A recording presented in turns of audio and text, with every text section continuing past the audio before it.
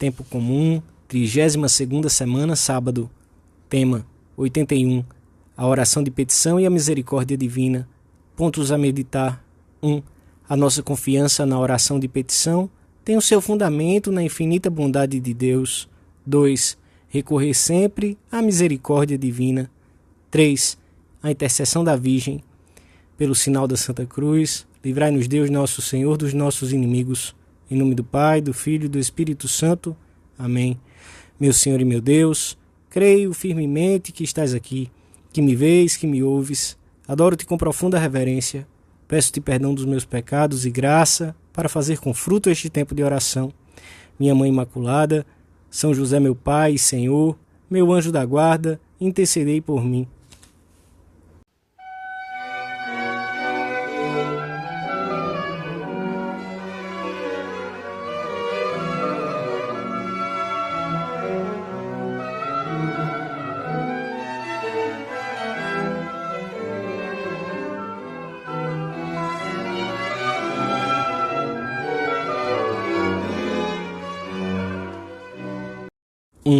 O Senhor mostrou-nos de muitas maneiras a necessidade da oração e a alegria com que acolhe as nossas preces. Ele próprio roga ao Pai para nos dar exemplo do que devemos fazer. Deus sabe bem que cada minuto da nossa existência é fruto da sua bondade, que estamos necessitados de tudo, que não temos nada. E justamente porque nos ama com amor infinito, quer que reconheçamos a nossa dependência, pois a certeza das nossas limitações leva-nos a não nos separarmos um só instante sequer da sua proteção amorosa.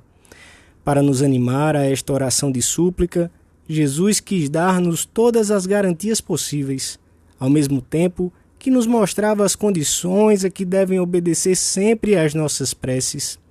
O Evangelho da Missa fala-nos de uma viúva que clamava sem cessar perante um juiz iníquo.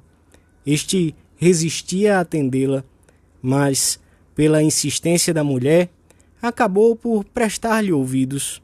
Deus aparece na parábola em contraste com o juiz. E Deus não fará justiça aos seus escolhidos que clamam a Ele dia e noite e tardará em socorrê-los?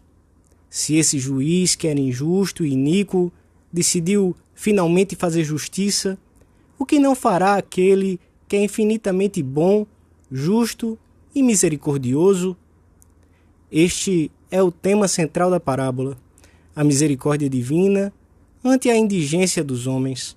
A atitude do juiz foi desde o princípio de resistência à viúva, mas a de Deus, pelo contrário, é sempre paternal e acolhedora.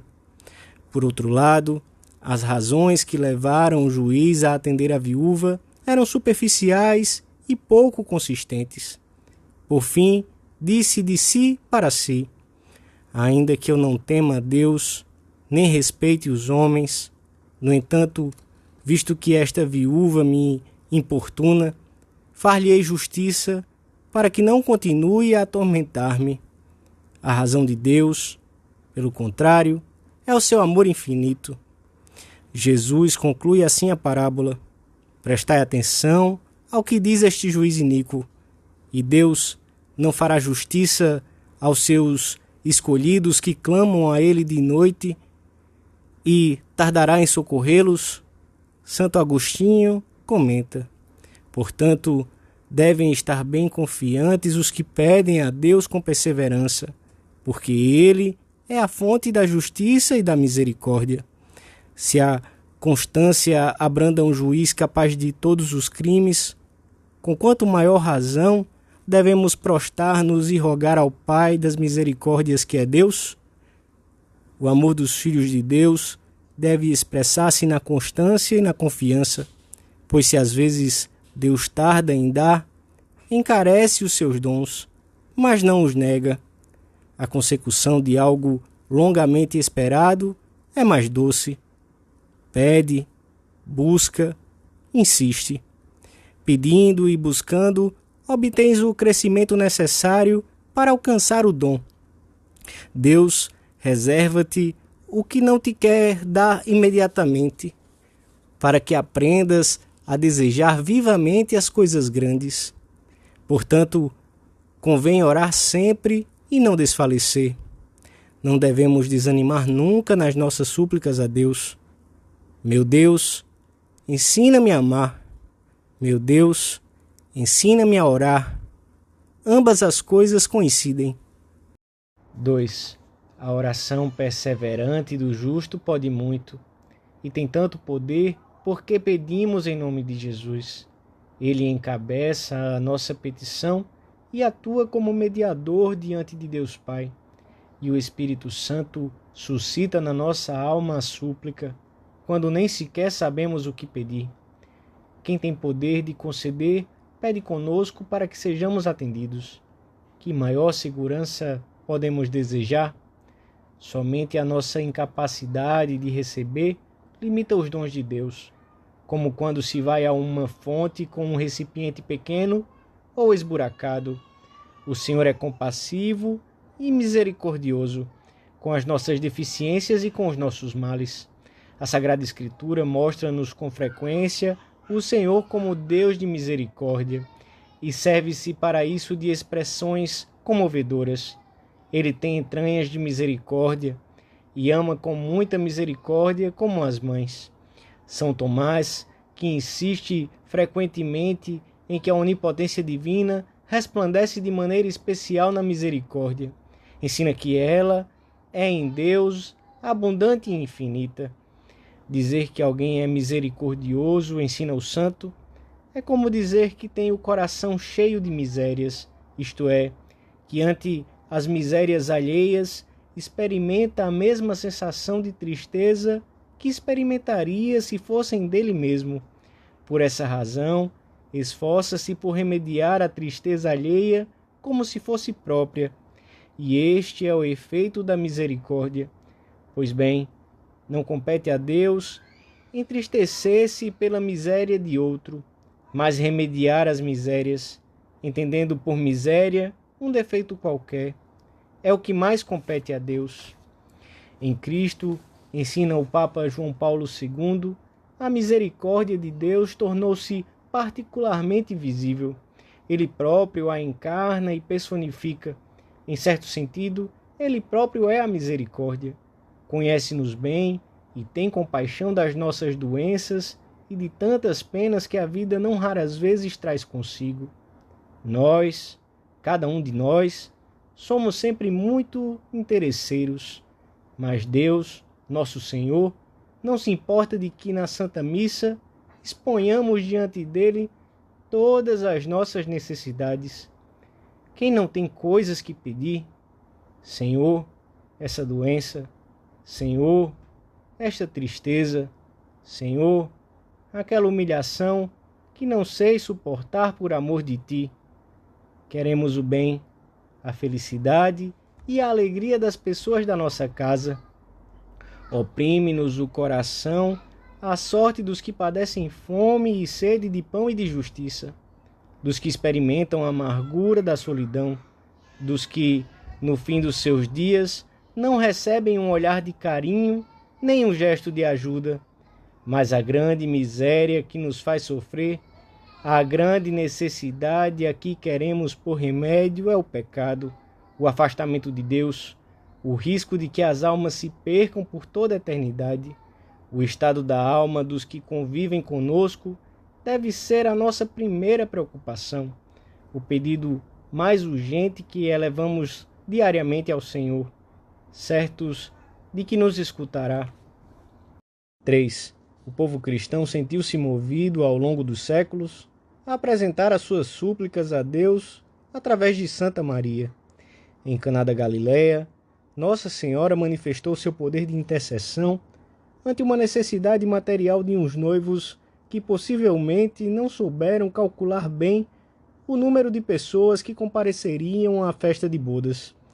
O Senhor determinou que a sua hora fosse adiantada por um pedido de sua mãe. Na vida pública de Jesus, diz o Concílio Vaticano II, a sua mãe aparece significativamente já desde o começo, quando, para as núpcias em Caná da Galileia, movida de misericórdia, conseguiu por sua intercessão o início dos sinais de Jesus. Desde o princípio, a obra redentora de Jesus foi acompanhada pela presença de Maria. Naquela ocasião, não só se solucionou a falta de vinho, como o evangelista menciona-o expressamente, o milagre confirmou a fé daqueles que seguiam Jesus mais de perto.